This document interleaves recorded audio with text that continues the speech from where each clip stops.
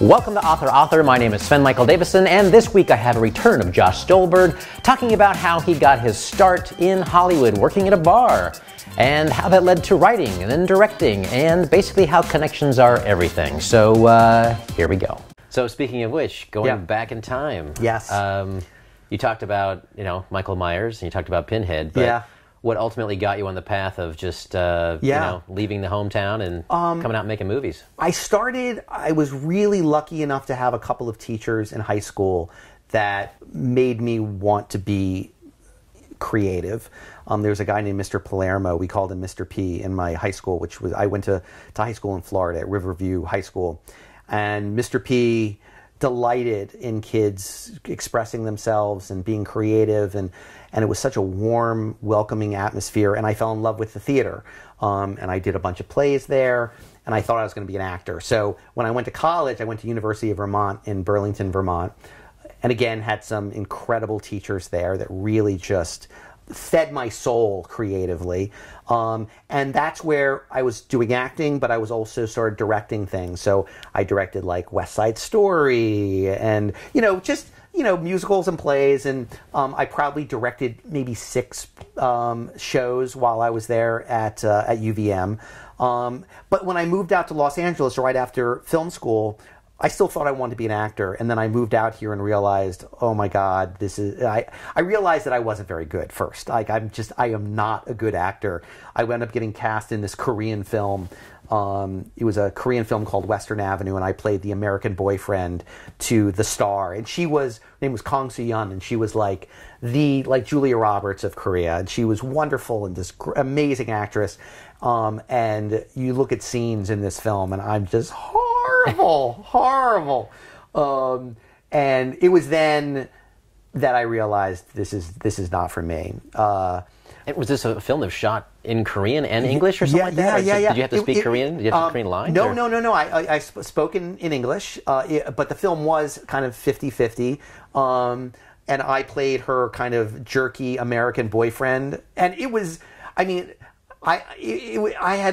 was like such a stereotype of like the asshole American guy. Like one of my actual lines was, why can't you be like all the other Oriental women and be submissive to me? Like that was like one of my lines I had to like say to her. It was horrible. It was absolutely horrible. But like while I was doing all of these projects, I had a picture and a resume, and I was like sending myself out. And at one point I decided, all right, I want to see, like, maybe I'm doing it wrong and I don't have the right picture and resume. So I planted a fake ad in, it was called Drama Log at the time. They're no longer around. But it was basically the newspaper that cast independent film. So I put a fake ad for basically myself. And I got literally thousands of pictures and resumes sent to my house. I mean, boxes of these things. And it destroyed me. Like, I was looking through these pictures and resumes of all of these people that submitted, and I'm sorry if you submitted to the project, because... What was the project called? I don't even remember what I called it. But I put myself in. Like, I was like, casting for a 23-year-old, slightly dweeby, but not quite ridiculous looking, guy. But just, literally thousands of pictures and resumes. And I was looking through these things and I realized if all of these people are clamoring to be in my fake movie, imagine what it's like, when you start looking at real projects. I just realized it just wasn't in me.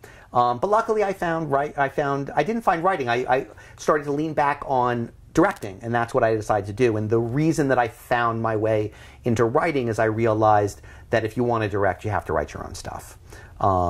It's just, there's so much money. It costs so much money to make a movie that unless you own the rights to your material and you have the ability to say to the producers, you can't have this unless I direct, no one's going to give you that opportunity to direct. So that's how I kind of fell into writing. Did you have an agent for your acting, or no? Did you? No, I no one. So you're just basically going like to. I was submitting to Dramalog and trying to find student films that would cast me, but very quickly I got out of that. I wound up being a bartender, actually a cocktail server at a club downtown at the Biltmore Hotel. I was working in their jazz bar. And there was a bartender there named Eddie Ritchie, and he was a screenwriter. And so to me, he was like the coolest guy in the world because he was like a produced screenwriter, and he was really into film noir, really quirky personality and very dark sense of humor. And he happened to have gone to school.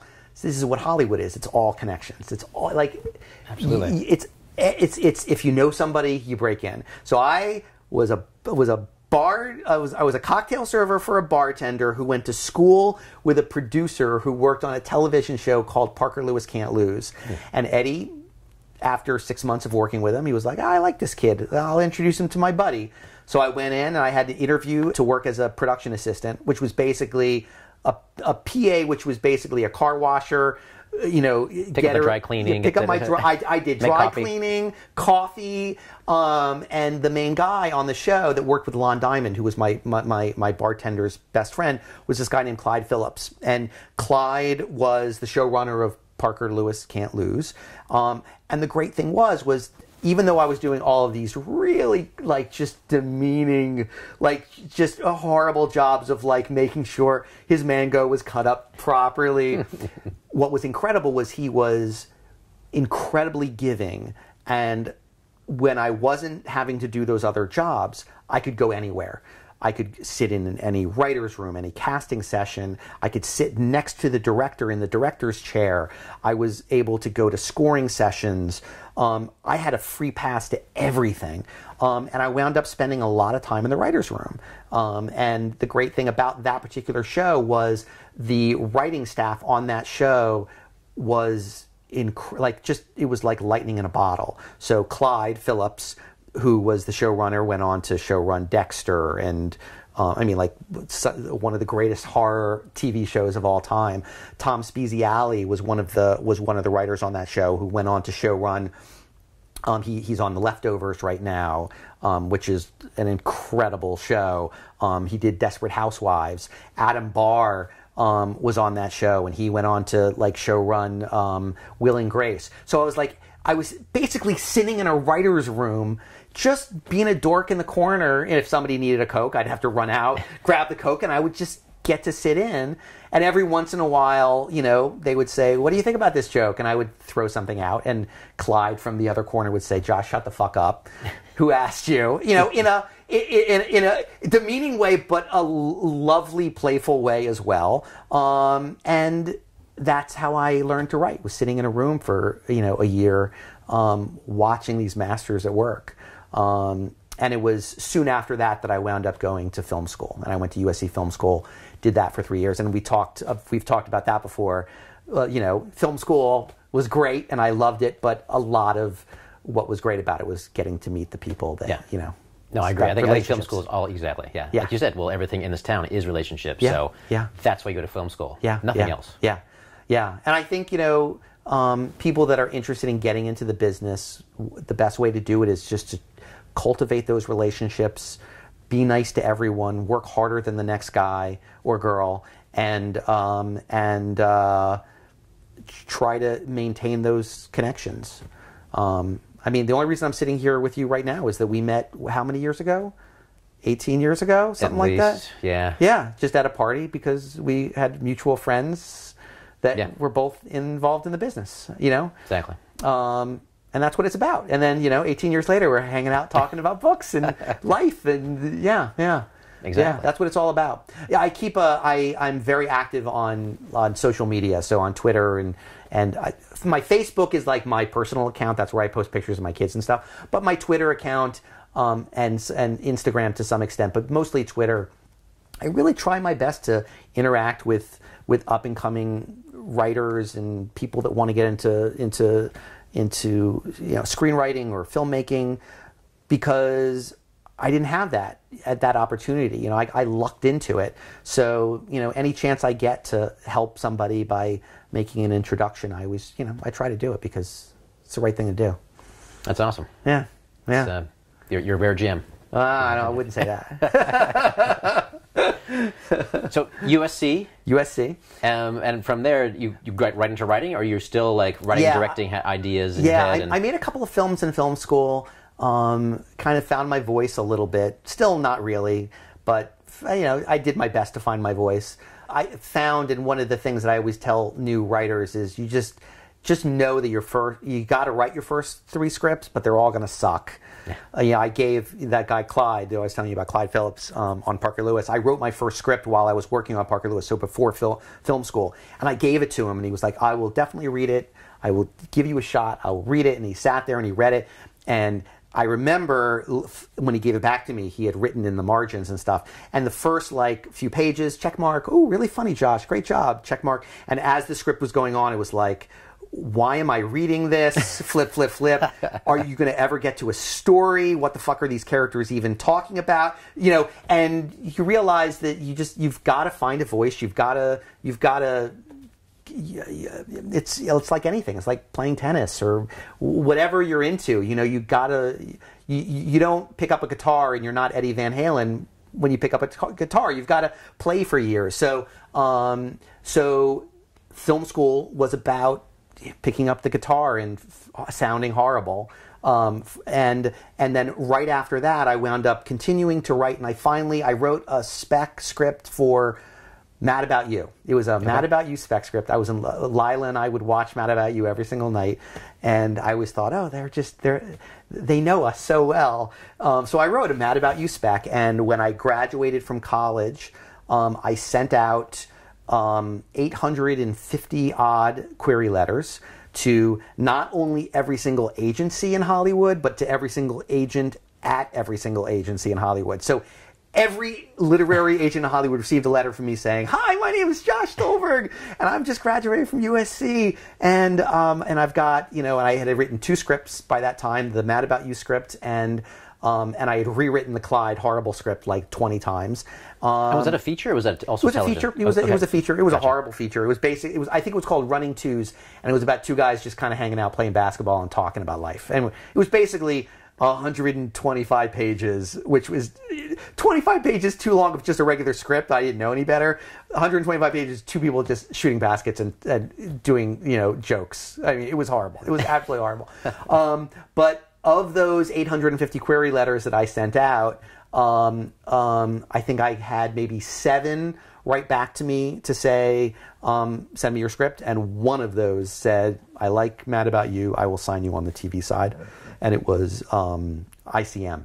Nice. And I signed with ICM right out of film school. So the day I got that letter back, the day I was graduating from USC. So I don't have the typical story. There's a lot of struggling that usually happens from the moment of graduating film school and making it. But I signed with an agent, and my agent happened to represent one of those writers that I had been working with on as a PA, and he was just starting up a TV show, and I got within about 2 months of graduating, I was writing on the television show Honey, I Shrunk the Kids, the TV show. Wow. Okay. And those were my first 2 writing credits. Was on that show. So if you had advice for anybody just coming out of film school right now who wants to break into TV writing or writing in general or directing, what's your advice now? Because I mean, the world's different than it was in the 1990s when you and I were trying to break in this town. And 100%. I would say a couple of things.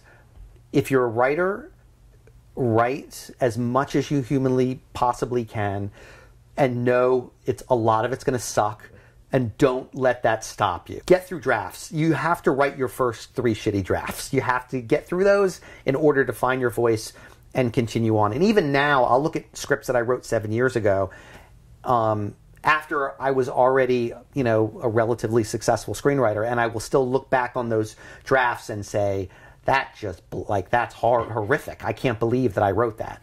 So you just have to know you're going to continue growing.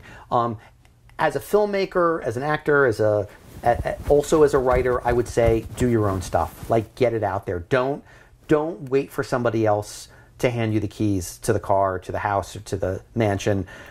You have the ability now to just make it. And that's what I'm doing too. Like I'm even though I'm working on these, several projects that we talked about, at the same time, that first script that I told you about, Bad Nougat, I still love that story, and I'm like, all right, you know what? I'm going to find a way to get that made, and I rewrote it for the stage, and I'm gonna put it up, and I'm gonna do a stage version of it, and then bring in producers to watch the stage version. That then maybe I can then retool it and put it back up as a film. So it's just about churning out the material and getting your work seen in front of people. Don't just write it and put it aside. Figure out a way to getting stuff made. And then once it's made, do you have suggestions on how to get it seen? You say post it on YouTube, post it at festivals. I mean, what's your route? Yeah, it's about getting it in front of as many eyes as you possibly can. One of the mistakes that I think a lot of young writers make and filmmakers make is feeling too precious about their material, that they don't want their ideas stolen.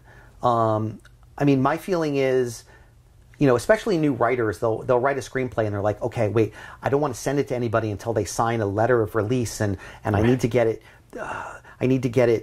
Yeah, sure. Register it with the guild. Do that, definitely. I mean, I'm not saying to be stupid about it, but don't get so hung up over who's going to steal your idea, because if they steal your idea, which, yeah, sure, it could happen. But if they do steal it, it means it was a great idea and you're on the right track. If they do steal it and that was the only idea you'll ever have, then you weren't going to make it in Hollywood anyway. You have to have faith that you're going to come up with the next. You have to have faith that you're going to come up with another good idea. If that's the only good idea you have, then you're going to be out anyway. Yeah, exactly. Yeah. I mean, I've gone in on these big projects where they'll be interviewing 20 writers for the same project. They have no plans on hiring you at all. They just want to hear your ideas, and then they get all the good ideas, and then they hire the person that they want to hire, and they give them all of the good ideas. Right. That happens. It happens, and you can't sue. It's tough. It's tough, but get it out there. That's what I would say. Just get as much of it out there as you possibly can. Shotgun effect, and eventually you'll find a way in. And while you're trying to get it out there, should they be getting a job at the Biltmore to make connections? Or yes, the Biltmore Hotel, downtown Hollywood, downtown LA. Eddie Ritchie. Yeah, and if you're going to find a job that you're making connections at. Waiters and every waiter. Every waiter is trying to be an actor or a writer. I mean, it seems like everyone in this town is probably working in the service business. Yeah, and they're all trying to make it. And they're all networking. Yeah, so. exactly. Yeah, another great job for up and coming screenwriters is in the agencies. Like my Bobby Florsheim, who was one of my writing partners. He was like a reader at William Morris, I think. In the mailroom and reading scripts and doing coverage for agents. So you get a chance to read what material is coming in and see what's working, what's not working. So that's another great job for people that are kind of trying to bust through the door. Not to mention you're making connections with agents. Yeah, so. Exactly. They always help. Yeah. Yeah, I don't know how to find an agent nowadays. When I did it, like I said, it was... I found that book that was like listed all the agencies, but it was also all of the agents within each individual agency. And the great thing was I would get back letters. So I sent out 850. And 30 of those, let's say, were to ICM. And you'd get back, from ICM, you'd get back 15 letters that had your letter inside another envelope, and there was a cover letter that said, "It is ICM's strict policy never to accept unsolicited material. Period. Full stop. Goodbye. Don't call us. We'll never call you." I mean, that's really what it was. And then so that was 15 of the 30, and then you get 10 back that were, "Thank you so much, Mr. Stolberg. Yeah, we're not really looking for anyone right now. You'd get back a couple more that were just unopened and like returned to sender. And then one would say, yeah, I'll read your material. But the great thing is, or the thing that's important to remember is, if you just send it to ICM, the odds are that you're gonna get back one of those other letters. So you write, and not only should you write to all the agents, you should write to all of the assistants, because the assistants are the ones that are, yeah. And when they get a letter, they're like, it means something more to them, so they'll read it, and you've got even a better chance. And even if they love it and their agent doesn't like it, then you've got the opportunity to, they're going to become an agent in 6 months or a year, and maybe you'll form a relationship with them and find your way in that way. So what you're saying is, no isn't a stop sign, no is an opportunity. Exactly. Yeah. Awesome. Yeah. This business, it's all stop signs. I mean, it's all stop signs. So that white border means actually it's a stop sign. It's actually just a rolling stop. Yes. Yeah. I mean, even the projects that I've gotten made were killed so many times before, and now having done this for over 20 years, something like Incarnate, when CW killed it, it was like they had killed my baby. Like, I mean, it really was. And I cried. Like, I literally was in tears because I wanted it so bad. But I also knew enough to know that this had happened to me dozens of times before, and it doesn't mean it's dead. It's just I have to approach it from a new direction. And luckily, Alloy came through and saw the potential for a book, and I had never seen that way coming before, because this was the first time it ever happened. But mark my words, it's going to be on. We're going to make it into either a TV show or a movie, and rolling stop sign, dude. The book is a psychological thriller about a young resident in a psych ward, and she comes across a patient who they initially diagnose her with DID, which is dissociative identity disorder. She finds that this girl is displaying very unusual alternate personalities. Each one claims to have been a victim of a violent crime, and they all claim to have been killed. The book kind of goes down this rabbit hole of, is her patient just messing with her, and is the patient a little psychotic, and could the patient actually have been responsible for the murders themselves, or is she actually channeling the souls of these innocent victims? Please subscribe so my dad can make more videos like this. Thank you.